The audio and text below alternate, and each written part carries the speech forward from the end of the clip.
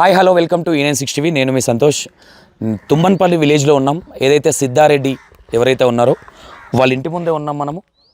ఇక్కడే వాళ్ళ ఇల్లు. అండ్ ఇక్కడ అంటే సిద్ధారెడ్డి ఏ విధంగా ఉండేటోడు, అంటే ఇక్కడున్న పెద్దవాళ్ళతో ఏ విధంగా ఉండేటోడు, అసలు సిద్ధారెడ్డి క్యారెక్టర్ ఎలాంటిది, అంటే కోపస్తుడా మంచోడా ఏంటి, అసలు కొంతమంది ఇక్కడ పెద్దవాళ్ళు ఉన్నారు. ఎందుకంటే చిన్నప్పటి నుంచి చూసిన వ్యక్తులై ఉంటారు సిద్ధారెడ్డిని. ఒకసారి ఈ పెద్దవాళ్ళతో మాట్లాడే ప్రయత్నం అయితే ఒకసారి చేద్దాం.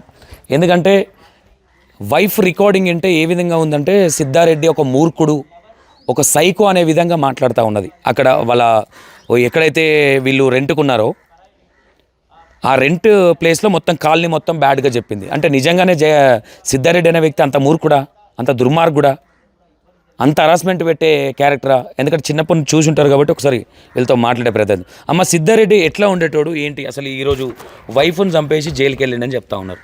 ఎట్లా అంటాడు సిద్ధారెడ్డి? మాకైతే మంచోడు, మాకైతే మంచిగా ఉండే. నన్ను దినాలు చిన్నగా ఉన్నప్పుడు మంచోడే ఉండే. ఇప్పుడు ఆమె గురించి ఏమైందో మాకేం తెలియదు. ఇక ఆమె గురించే తప్పు తగ్గింది, కానీ ఈడ మంచోడు ఆ పిల్లగాడు. తల్లి, నేను ఏమంటున్నామ్మా, మీరు చాలా చూసి ఉంటారు. అంటే మీ అనుభవం అంత కాదు వయసు. ఇట్లాంటి సంఘటనలు అంటే అక్రమ సంబంధాలు కానీ ఇది కానీ, ఇప్పుడు సిద్ధారెడ్డిని బాగా హరాస్మెంట్ పెట్టింది, కొంచెం బూతు మాటలు కూడా మాట్లాడింది. అంటే బూత్ మాటలు ఇక ఆమె ఆడింది అన్నదే వస్తున్నది, కానీ ఈ పిల్లగాడు అయితే ఆడింది అన్నది రాకొచ్చింది. మేము వినలేవు. మీరు చిన్నప్పుడు ఎట్లుంటుండే సిద్ధారెడ్డి? సిద్ధారెడ్డి మా సోపతి మంచిగానే ఉండే. బర్రెని మేపిండు, సద్రొట్టె పెట్టుకొని తిన్నాం, మంచిగానే ఉండే. ఇప్పుడు ఎట్లా అయింది మాకు తెలియదు. ఓకే, మరి సిద్ధారెడ్డి వాళ్ళ వైఫ్ చేయడం జరిగింది, ఏ విధంగా చూడొచ్చు? ఇక వాళ్ళిద్దరికే తెలియాలి, వాళ్ళిద్దరికే న్యాయం తెలియాలి, కానీ మాకు తెలియదు. ఈడ లేడు, మాకు తెలియదు. ఎన్నేళ్ళు అవుతుంది సిద్ధారెడ్డి ఇక్కడ నుంచి పోయి? మస్తు దినాలు 10-12 ఏళ్ళు అయ్యలేదా కొడతా. ఎక్కనే ఓకే, ఎక్కనే మళ్ళీ సొద్దులే. ఓకే, వెళ్ళిపోయి. అమ్మా, మీరు ఏమవుతారు సిద్ధారెడ్డికి? మీరు ఊరోళ్ళు. ఓకే అమ్మ, నమస్తే. సిద్ధారెడ్డి ఐడియా ఉందా, తెలుసా నీకు సిద్ధారెడ్డి? ఇక్కడనే పక్కకే. అంటే ఈ కవిత మీతో ఎప్పుడైనా మాట్లాడేది తల్లి? పండుగలకు వచ్చినప్పుడు మాట్లాడుతుంటిమి. ఓకే, ఎట్లా ఉంటుండే ఆమె బిహేవియర్ కానీ, అట్లా ఆమె క్యారెక్టర్ ఎట్లా ఉండేది? ఆమె మాకేం తెలియదు. సిద్ధారెడ్డి అయితే మంచివాడు సిద్ధారెడ్డి. ఓకే, నేను ఈ ఊళ్ళని పుట్టినా, ఈ ఊళ్ళని పెరిగినా, ఈయన ఉన్నాం మేము ఇంటి పక్కకి, మా పక్కలకి. ఓకే, చిన్నప్పటి నుంచి మీరు సిద్ధారెడ్డిని చూడొచ్చు. ఓకే, ఎప్పుడన్నా అంటే కోపస్తుడా ఏంది, అంటే అనుమానం పడతాడా, ఎట్లా ఏంది? మాకైతే మంచి వ్యక్తి. ఓకే, ఈరోజు మరి తల్లి చేసుకున్న భార్యను పొట్టన పెట్టుకున్నాడని అంటా ఉన్నారు అందరు బయట. కరెక్టా? సిద్ధారెడ్డి చేసింది కరెక్ట్ అంటారా మీరు? ఈ ఊళ్ళైతే లేడు కదా, అక్కడ ఏం జరిగిన సంగతి మాకు తెలియదు. ఓకే, మా ఊళ్ళైతే మంచి వ్యక్తి.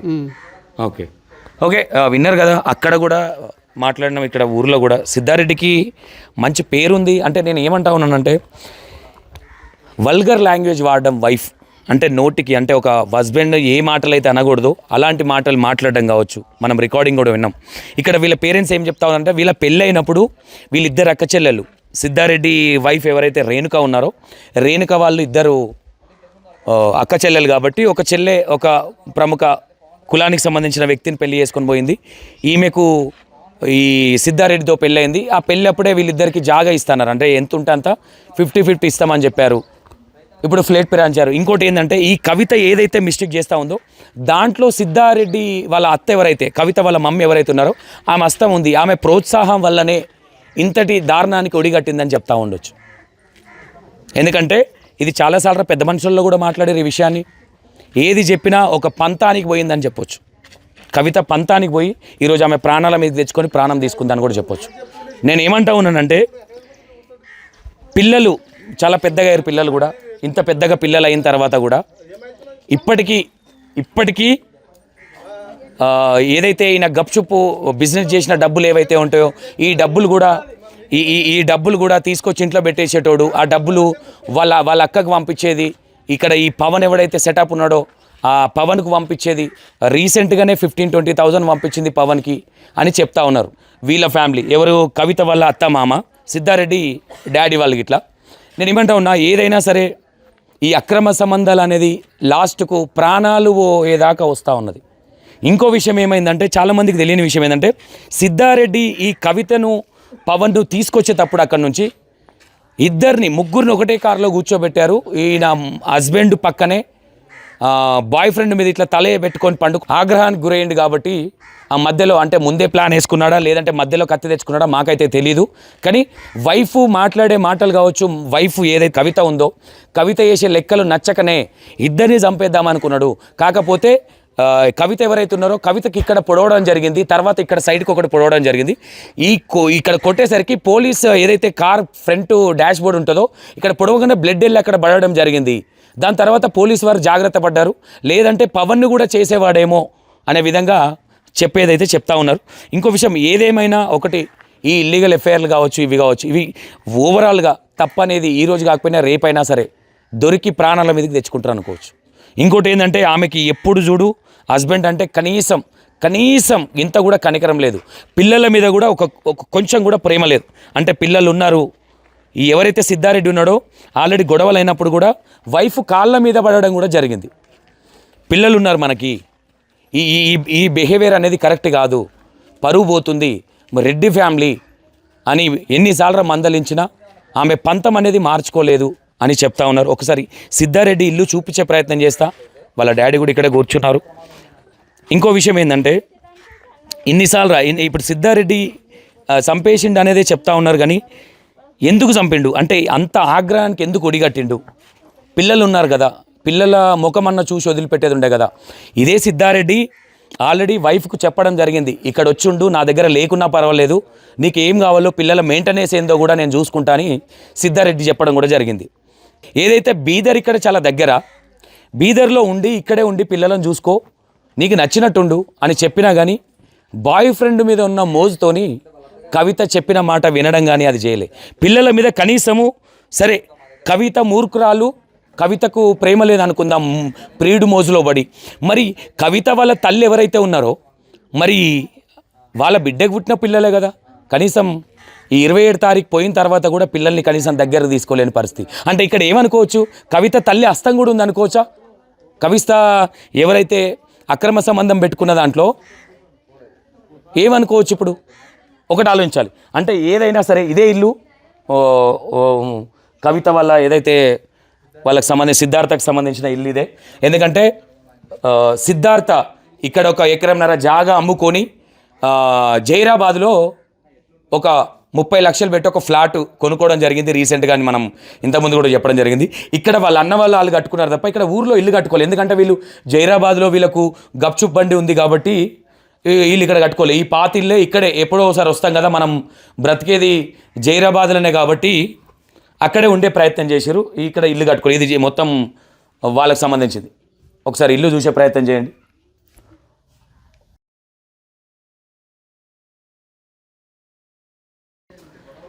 ఇది పరిస్థితి. ఎందుకంటే పిల్లల భవిష్యత్తు కోసం ఎవరైతే సిద్ధారెడ్డి ఎవరైతే ఉన్నారో పిల్లల భవిష్యత్తు కోసం బాగా ఆలోచించే, పిల్లల భవిష్యత్తు ఖరాబ్ అవుతుందేమో ఎక్కడ ఉంటే అక్కడే చదువుకుంటున్నారు కాబట్టి పిల్లల భవిష్యత్తు బాగుంటుందని అక్కడ జైరాబాద్లో ఫ్లాట్ తీసుకోవడం జరిగింది.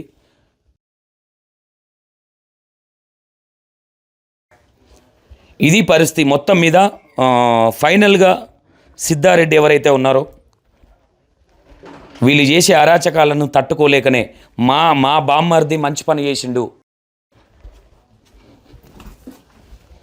ఓకే మా బామ్మర్ది సిద్ధారెడ్డి వాళ్ళ బావగారు చెప్పే విషయాలు, మా బామ్మర్ది చెప్పింది కరెక్టే, ఏం తప్పు చేయలేదు, ఎందుకంటే చాలా హరాస్మెంట్ చేసింది కవిత సిద్ధారెడ్డిని అని చెప్తా ఉన్నారు.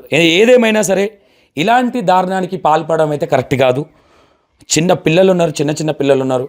ఈరోజు ఏదేమైనా తల్లి చూసుకున్నట్టు తండ్రి చూసుకుంటాడా అంటే తల్లికి కనికరం అనేది లేదు. పిల్లల మీద కానీ హస్బెండ్ మీద కానీ అసలు నా లైఫ్ ఏమైపోతుందన్న ఆలోచన లేదు. నేను ఆల్రెడీ పుస్తే కూడా నేను తాళి కూడా తీసేసి అక్కడే పెట్టొచ్చిన, నీ ముష్టి డబ్బులు ఎవరికి కావాలి, నీ డబ్బులు నేను కూడా తినలేదు, నాకు అవసరం కూడా లేదు, నేను 3 లక్షలు కూడా ఆడనే ఉంటాయి, నేనెందుకు తీసుకొచ్చినా అని మాట్లాడే ప్రయత్నం చేసిన ఆడియో కూడా బయటకు వచ్చింది. నేను ఏమంటా ఉన్నా, ఏదేమైనా పిల్లలు పుట్టి పెద్దగా అయిన తర్వాత ఈ విధమైన అరాచకానికి కావచ్చు, ఈ విధమైన ఇల్లీగల్ ఎఫ్ఐఆర్ పెట్టుకొని ఈ విధంగా చేయడం అనేది ఆల్మోస్ట్ తప్పని అనుకోవచ్చు. బట్ దానికి ఆమె చేసిన తప్పుకి ఎంత బతిమలాడినా ఒప్పుకోలేదు కాబట్టి ఈ ఇల్లు ఏదైతే ఉందో వాళ్ళకి సంబంధించిన ఇవన్నీ వాళ్ళు ఇల్లు కట్టుకోలేదు, జైరాబాద్లో కట్టుకోలేదని కట్టుకుందామని వాళ్ళది బావిల్లు ఇది. ఓకే, ఏదేమైనా ఈ విధంగా జరగడం అనేది చాలా దారుణం. ఏ ఫ్యామిలీలో పిల్లలకు తల్లి లేని పరిస్థితి కావచ్చు, ఇంకో పరిస్థితి కావచ్చు, ఎలాంటి తల్లులు ఇలా ఇల్లీగల్ ఎఫ్ఐఆర్లు పెట్టుకొని పిల్లల జీవితాలను ఖరాబ్ చేయడం అనేది 100% ఇది కరెక్ట్ కాదు. ఎన్ని రోజులున్నా తప్పుదారిలో వెళ్ళినప్పుడు తప్పుదారిలోనే ప్రాణాలు పోతాయి తప్ప ఇది ఎగ్జాంపుల్గా తీసుకోవచ్చు. ఇంకెవరైనా ఇల్లీగల్ ఎఫ్ఐఆర్లు ఉన్నా కొంచెం మానుకోండి, బుద్ధి తెచ్చుకోండి. అన్నం తింటున్నారు, పెండ తినట్లా. ఇలాంటివి మాట్లాడితే కొంతమందికి నచ్చదు. చేసే పనులన్నీ పిచ్చి పనులు, జీవితాలు ఖరాబ్ చేసుకొని. ఈరోజు ఏమైంది, పవన్ అనేటోడు బాగానే ఉన్నాడు, ప్రియుడు బాగానే ఉన్నాడు, ప్రియురాలు పోయింది. ఇక్కడ మేజర్గా కవిత ఎవరైతే కారులో వచ్చేటప్పుడు ప్రియుడి మీద తల పెట్టుకొని పడుకోకపోతే అంత కోపం రాకపోవునేమో, అది నేను పక్కనే ఉండగా ప్రియుడి మీద తలకాయ పెట్టి పడుకోవడం వల్ల ఆగ్రహానికి గురైంది అని చెప్తా ఉన్నారు. ఏదేమైనా ఈరోజు ఇద్దరు పిల్లలకు తల్లి లేకుండా అయింది. పిల్లలకు కూడా, పిల్లల ముందు కూడా, అంటే ఇంట్లోకి వెళ్ళి తలుపులు పెట్టుకొని ఫోన్లు మాట్లాడేది, మా ముందు మాట్లాడేది కాదు. దాని తర్వాత కూడా ఈమె 27 తారీఖు ఎప్పుడైతే వెళ్ళిపోయిందో దాని తర్వాత ట్యూషన్ టీచర్కి కూడా కాల్ చేసి మాట్లాడే ప్రయత్నం చేసింది. పోలీస్ స్టేషన్కి వెళ్తున్నాడా, ఎక్కడ వెళ్తా ఉన్నాడు అంటే ఈమె ఎంక్వైరీ చేస్తూ ఉన్నది ఏం జరుగుతూ ఉన్నదని.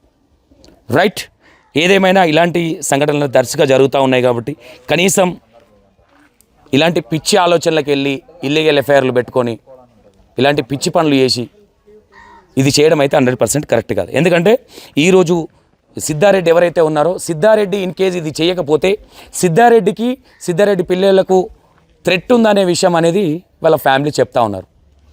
ఎందుకంటే ఆల్రెడీ ఒక ప్లానింగ్లో ఉంది. ఇద్దరు పిల్లల్ని తండ్రిని చేసేసి నేను ఎవరైతే బాయ్ ఫ్రెండ్ పవన్ ఉన్నాడో పవన్తో వెళ్ళిపోవడానికి ప్లానింగ్లో ఉందన్న విషయాలు చెప్తా ఉన్నారు కుటుంబ సభ్యులు. రైట్, ఏదేమైనా ఈ సంఘటన చాలా దారుణం. ఎవరు చేయకూడదు, ఇలాంటి ఎఫ్ఐఆర్లు అనేది కరెక్ట్ కాదనేది చెప్పదలుచుకున్నాం. Right, thank you so much.